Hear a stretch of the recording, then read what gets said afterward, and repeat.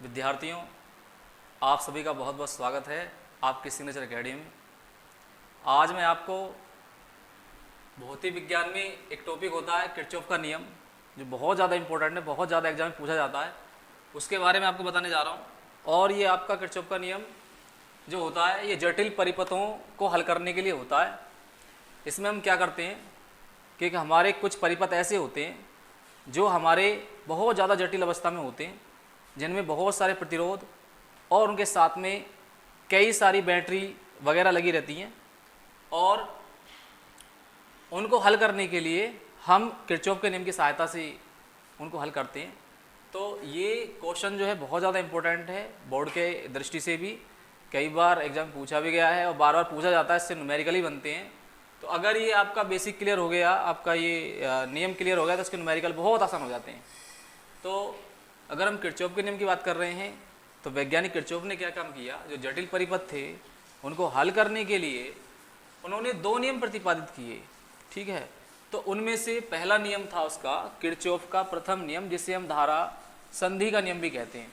ठीक है, तो इसमें क्या होता है, धारा संधि के नियम में वैज्ञानिक किरचॉफ ये बोलते हैं कि कोई भी हमारी एक संधि है, ठीक है, संधि का मतलब होता है कुल मिलाकर के ऐसा बिंदु जहां पर सभी धाराएं आकर के एक जगह या तो आ रही हूं या जा रही हूं उस पॉइंट से, ठीक है, उस बिंदु से।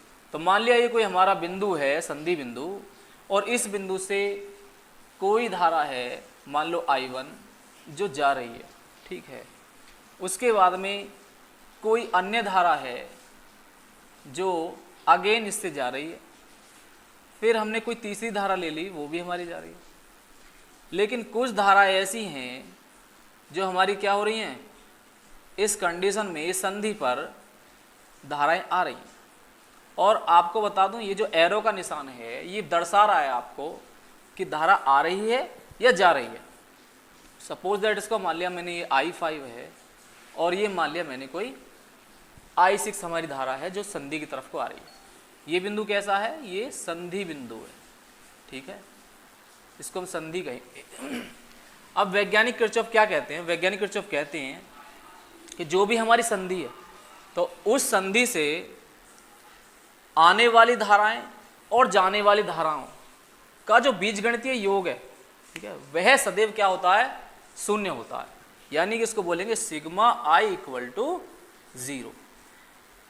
अगर हम इसको मैथमेटिकली प्रूव्ड करना चाहें तो हम बोल सकते हैं इसको कि भाई अब इसमें आप देखें कौन कौन सी धाराएं, सबसे पहले उन धाराओं को ले लो जो धाराएं इस पर आ रही हैं। तो आने वाली धाराएं कौन कौन सी बताओ, एक तो I4 है जो आ रही है, I4। उसके बाद में हम देख रहे हैं यहाँ पे फिर दूसरी धारा कौन सी जो आ रही है, I5। अच्छा, जो धाराएं आती हैं उनको हमेशा धनात्मक लेते हैं, जो धारा संधि से जा रही होती हैं निकल करके उनको हम ऋणात्मक लेते हैं, यानी माइनस में लेते हैं। जैसे कि आपको दिखाई भी दे रही होंगी, I4 एरो के निशान से दिखाई दे रही है आपको, वो संधि की तरफ आ रही है। I5 भी संधि की तरफ आ रही है। सेम I6 भी कैसे आ रही है, संधि की तरफ आ रही है, इसीलिए उसको भी हम प्लस में लेंगे। अब नेक्स्ट देखते हैं हम, I1 जो है वो धारा के यानी संधि से दूर जा रही है, तो इसीलिए इसको क्या लेंगे, हम ऋणात्मक लेंगे, माइनस में लेंगे I1। और I2 भी दूर जा रही संधि से, इसीलिए इसको भी हम माइनस लेंगे। और I3 भी सेम दूर जा रही, तो उसको भी हम माइनस लेंगे। और इन सब का जो टोटल बीजगणितीय योग है वो क्या हो जाएगा, वो शून्य के बराबर हो जाएगा। यही किरचॉफ का प्रथम नियम है।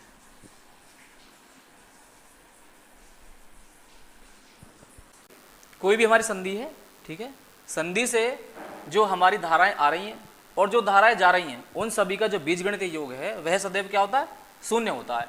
इसे मैंने आपको बताया कि इसमें अगर हम बात कर रहे हैं इस संधि के अंदर, संधि बिंदु हमने ये मान लिया, तो इस संधि बिंदु से I1 हमारी जा रही थी, I2 भी हमारी जा रही थी, I3 भी हमारी जा रही थी, I4 आ रही है, I5 भी आ रही है और I6 भी आ रही है। तो जो धाराएं हमारी आने वाली थी उनको हमने प्लस में लिखा। आने वाली कौन सी थी, I4।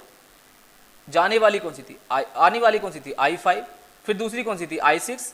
उसके बाद में हम देख रहे हैं यहाँ पर जो हमारी बाहर जाने वाली धाराएं वो कौन कौन सी हैं, एक I1 है, वो हमने माइनस में लिया। हमारी दूसरी I2 है जो जा रही है, उसको भी हमने माइनस में लिया। I3 है हमारी, I3 भी जा रही है, तो उसको भी हमने माइनस में ले लिया। और इन सभी का जो बीजगणितीय योग है वो क्या हो गया, हमारा शून्य हो गया। ठीक है बच्चों, सभी को मुझे ये लगता है कि सभी को ये समझ में आ गया होगा अच्छे से। और अगर किसी को कुछ डाउट है इसके अंदर तो वो हमें कमेंट करे और चैनल को सब्सक्राइब करे और लाइक करे। तो विद्यार्थियों, किरचॉफ का द्वितीय नियम एग्जाम की दृष्टि से बहुत ज़्यादा इम्पोर्टेंट है और ये जो क्वेश्चन है हमारा, ये 5 नंबर में एग्जाम पूछा जाता है। इस पर आधारित न्यूमेरिकल भी आते हैं। तो कभी कभी क्या करता है, किरचॉफ का नियम ही पूछ लेता है और इस पर आधारित न्यूमेरिकल भी दे देता है। तो अगर आपको इसका नियम एक बार पता चल गया तो इसके न्यूमेरिकल आप चंद ही सेकंडों में सोल्व कर दोगे। ठीक है। तो किरचॉफ के द्वितीय नियम की अगर हम बात कर रहे हैं, इसको बोला जाता है लूप का नियम या फिर बंद पास का नियम। ठीक है। अगर हम एक लूप की बात कर रहे हैं, बंद पास की बात करते हैं, तो एक ऐसा परिपथ, ठीक है, जो क्या होता है, जो हमारा पूर्णतः बंद की अवस्था में होता है, यानी पूरा का पूरा कंप्लीट होता है। जैसे कि हमारा हम बात कर रहे हैं इसकी, तो इसमें अगर हम लूप की बात करें बेटा या बंद पास की बात करें तो आप देखिए इसमें क्या है, ए बी सी एफ और ए, यानी कि एक जो हमारा बंद पास है वो कितना है, वो ए बी सी एफ और ए है। ठीक है। और इसकी अगर हम बात कर रहे हैं सेकंड लूप की, तो उसमें क्या है, जो सेकंड लूप या सेकंड बंद पास है वो क्या है, एफ सी डी ई और एफ। ये समझना इसमें बहुत ज़्यादा जरूरी है, क्योंकि यदि आप लूप बना पा रहे हो तो बाकी काम इसमें कुछ नहीं है, क्योंकि मैं आपको समझा ही दूंगा इसमें कैसे करना होता है, वो चीज़ें बहुत ही आसान होती हैं। ठीक है। तो आइए, द्वितीय नियम के अनुसार वैज्ञानिक किरचॉफ क्या कहते हैं, वैज्ञानिक किरचॉफ ये कहते हैं कि हमारा कोई भी बंद पास या कोई भी लूप है, ठीक है, किसी भी परिपथ में, तो उसमें क्या है, उसके जो विभिन्न खंड हैं, विभिन्न खंड मतलब जैसे कि ए और बी एक पार्ट हो गया, बी और सी एक हमारा अलग पार्ट हो गया, तो वो जो अलग अलग पार्ट हैं, वो जो अलग अलग खंड हैं, उन सब में जो प्रवाहित धारा है, ठीक है, प्रवाहित धारा, अब इसमें धारा कैसे पता लगाएंगे, ये भी इंपॉर्टेंट है। देखो माइनस से प्लस की ओर को हमेशा धारा बहती है। अब ये वैद्युत वाहक बल हमने E1 माना हुआ है या बैटरी हमने E1 ले रखी है, तो उसको क्या लेंगे हम, I1। नीचे आएंगे देखेंगे यहाँ पे भी कितना लेंगे हम, धारा कितनी बहेगी, इधर भी I1 जाएगी। अब इधर बात कर रहे हैं E2 के लिए, तो माइनस से प्लस की ओर धारा जा रही है। अभी बताया मैंने आपको, ऑलवेज जो धारा बहती है किसी परिपथ में बैटरी के द्वारा, वो हमेशा माइनस से प्लस की ओर को बहती है, उसकी दिशा माइनस से प्लस की ओर को होती है। ये चीज़ समझनी बहुत ज़्यादा जरूरी है इसके अंदर। तो माइनस से प्लस की ओर कौन सी बह रही है, I2 बह रही है। इधर आओगे तो बेटा देखो I1 ऊपर से आ रही है, I2 इधर से आ रही है, C से F की तरफ को। तो अब ये I1 और I2 क्या हो जाएंगी, एक साथ हो जाएंगी, एक साथ हो जाएंगी तो जुड़ जाएंगी, I1 प्लस I2 हो जाएगी। अब ये धारा ऊपर से कितनी आ रही है, I1 आ रही है, और C से F की तरफ कौन सी आ रही है, I2 आ रही है। तो I1 और I2 जो है वो F और E वाले इसमें खंड में क्या हो जाएंगी, जुड़ जाएंगी। कितना हो जाएगा, I1 प्लस I2 हो जाएगा। अब E और D की तरफ भी कितनी जाएगी, I1 प्लस I2 ही धारा जाएगी। अगर हम बात करें D से C की तरफ, तो सेम इधर भी कितनी जाएगी, I1 प्लस I2 जाएगी। लेकिन जब हम C और B की बात करेंगे तो बेटा इधर से कितनी आई थी हमारी, इधर से I2 आई थी, तो जिधर से जितनी धारा आई हुई है वो उधर ही चली जाएगी। यानी इधर से I2 आई हुई थी तो I2 चली गई, इधर से कितनी आई हुई थी, I1 आई हुई थी, तो I1 ऊपर की तरफ चलेगी। तो इस वाले परिपथ में कितनी बहेगी धारा, I1 ही बहेगी। ठीक है। तो ये चीज़ इसमें बहुत ज़्यादा इंपॉर्टेंट थी जो मुझे समझानी थी आपको। अब अगर हम किरचॉफ के नियम की बात करें, तो किरचॉफ का नियम क्या होता है कि कोई भी हमारा परिपथ है, ठीक है, तो उस परिपथ का जो एक बंद पास का लूप है, क्योंकि उसमें कई सारे लूप बन सकते हैं, एक से अधिक बन सकते हैं उसके अंदर, तो उसके अंदर क्या होता है, जो उसके विभिन्न खंड है, विभिन्न खंड से मतलब जैसे A और B एक खंड हो गया, उस तरह से। तो अगर हम उसकी बात कर रहे हैं तो उसमें जो हमारी प्रवाहित धारा है और उसके संगत जो हमारा प्रतिरोध है, अगर इसमें B और A की बात कर रहे हैं या A और B की बात कर रहे हैं, तो इसमें I1 धारा है और हमारी प्रतिरोध कितना है, R1 है। ठीक है। तो वो इसमें बहुत सारे विभिन्न खंड हैं, एक ये खंड हो गया, A से B हो गया, एक A से F हो गया, हालांकि A से F पे कुछ नहीं लगा हुआ प्रतिरोध, F से C हो गया, E से D हो गया। ठीक है। तो उन सभी विभिन्न खंडों पर उनके संगत, यानी किसके संगत, धाराओं के संगत जो हमारा प्रतिरोध है उसका गुणनफल का बीजगणितीय योग, का बीजगणितीय योग, क्योंकि ये प्लस भी हो सकता है माइनस भी हो सकता है, इसीलिए बीजगणितीय योग बोला जाता है। ठीक है। वो ऑलवेज किसके बराबर होता है, वो हमेशा उन विभिन्न खंडों में लगे सभी वैद्युत वाहक बलों, ठीक है, सभी वैद्युत वाहक बलों के बीजगणितीय योग के बराबर होता है। आगे बात समझ में। अगर हम इसकी डेरिवेशन की बात कर रहे हैं बेटा, डेरिवेशन से एक मिनट में समझ में आ जाएगा, ये मैंने आपको कैसे समझाया, कैसे बताया। ठीक है। तो आइए देखते हैं कि कैसे इसको हम सोल्व कर सकते हैं। तो अगर हम बंद पास की बात करें, मैंने भी आपको लूप बताया था, ठीक है, तो लूप बताया था आपको कैसे बनाना है या बंद पास कैसे बनाना है। तो हम पहले की बात करें, देखो A ठीक है, ए बी सी एफ और ए। तो एक लूप ये बन गया हमारा A B C F A. अगर हम इससे लेकर चल रहे हैं तो आपको दो चीज़ें नोट करनी है। क्या?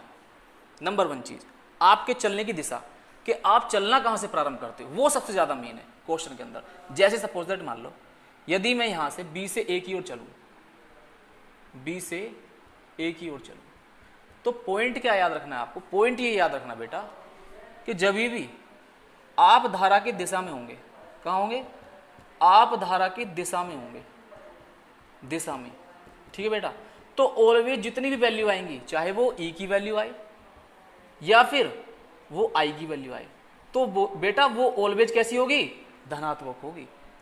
और यदि आप धारा की विपरीत दिशा में होते हैं, धारा के विपरीत, तो बेटा ऑलवेज वैल्यू नेगेटिव आएगी, चाहे वो ई हो या फिर आई आर हो। ठीक है बेटा, आ रही बात समझ में इतनी? तो उसी कंडीशन के अकॉर्डिंग चलते हैं। मैं चलना शुरू करता हूँ यहाँ बी से ए। अच्छा, चल हम कहीं से भी सकते हैं, ए से एफ भी चल सकते हैं, ए से बी भी चल सकते हैं, बी से सी भी चल सकते हैं, ठीक है, एफ से सी भी चला जा सकता है। तो वो आपके ऊपर है, आप कैसे चल रहे हो। लेकिन जब आप चल रहे हो तो उसमें क्या करो, आप धारा जरूर देखें, उसके अकॉर्डिंग ऑलवेज साइन लगाते चलें। देखो बी से ए की तरफ चलना शुरू करते हैं, देखो चलते हैं। सबसे पहले हमने आई आर लिया हुआ है, तो इसमें देखो आई आर आया हुआ ये रहा, तो I1 और R1 ये कैसा आ जाएगा बेटा? प्लस का। क्यों आ जाएगा प्लस का? इसलिए प्लस का आ जाएगा क्योंकि हम यहाँ पर देख रहे हैं कि हम जब चल रहे हैं तो बी से ए की ओर चल रहे हैं बेटा, ठीक है। तो हमारे साथ साथ में क्या धारा भी चल रही है। अभी मैंने लिखा कि आप यदि धारा की दिशा में होते हैं, यानी धारा के साथ चलते हैं, तो ऑलवेज वैल्यू कैसी आएगी? प्लस आएगी, चाहे वो ई की वैल्यू हो चाहे वो आई आर की वैल्यू हो। ठीक है बेटा, तो ये कैसा आ गया? प्लस आ गया। ठीक है, नेक्स्ट आ जाओ। अब इसमें वैद्युत वाहक बल लगा हुआ है, ठीक है, वैद्युत वाहक बल लगा हुआ बेटा, तो ये वैद्युत वाहक बल कैसा आ जाएगा? प्लस का आ जाएगा। क्यों? क्योंकि हम धारा की दिशा में। अब बी से ए हमने सोल्व कर लिया, अब आएंगे हम ए से एफ पर। तो ए से एफ पर आओ, क्या इसमें कोई प्रतिरोध लगा है? नहीं लगा हुआ। अच्छा सर जी, अब इसमें आप सोचोगे कि इसमें तो I1 लेना चाहिए, इसमें I1 नहीं आएगा। क्यों नहीं आएगा? क्योंकि जो किरचॉफ का नियम है वो केवल और केवल लागू होता है उन खंडों के लिए जिनमें वैद्युत धारा के साथ साथ में प्रतिरोध भी लगा होता है बेटा। ठीक है, तो इसमें ए से एफ पर तो कोई प्रतिरोध लगा नहीं है। अब प्रतिरोध नहीं लगा तो हम क्यों इसको बेकार में सोल्व करेंगे? ठीक है, जब नियम ही नहीं कह रहा हमारा। तो ए से एफ पर हम कुछ नहीं लेंगे, हम आएंगे फिर एफ से सी की तरफ। तो बेटा एफ से सी की तरफ चलना शुरू कर रहे हैं। देखो हम चले बी से ए, फिर आ गए हम ए से एफ की तरफ, अब हम एफ से सी चलना शुरू करेंगे।